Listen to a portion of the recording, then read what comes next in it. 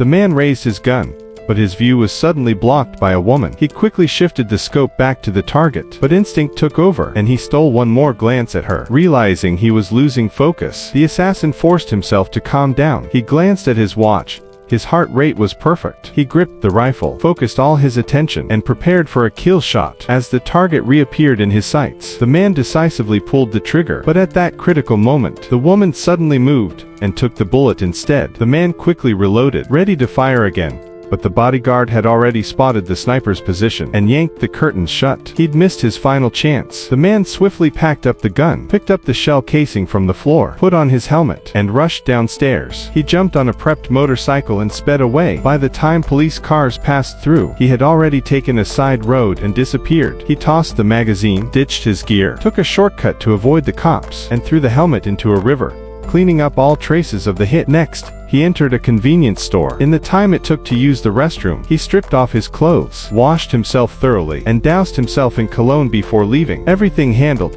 he walked out clean and sharp. He flagged down a taxi and headed straight for the airport. Before entering, he took out his concealed pistol, wiped the fingerprints, and quietly tossed it into a trash bin. But while passing security, he noticed a sniffer dog staring directly at him. Even though he'd scrubbed off his scent, he didn't want to risk it. He turned around, walked into a restroom, and wiped himself down again, even cleaning the sink area. This man never left anything to chance. He then bought a different flight. Just as he was about to board, his boss called. How could this happen?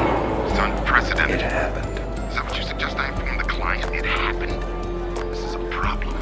Obviously, it's a fucking problem, to say the least. And he knew exactly what that meant. When an important target isn't killed, sometimes the assassin becomes the target. Other killers could already be hunting him. He hung up, ripped out the SIM card, and smashed the phone underfoot, making sure he couldn't be tracked. Even on the plane, he remained on high alert.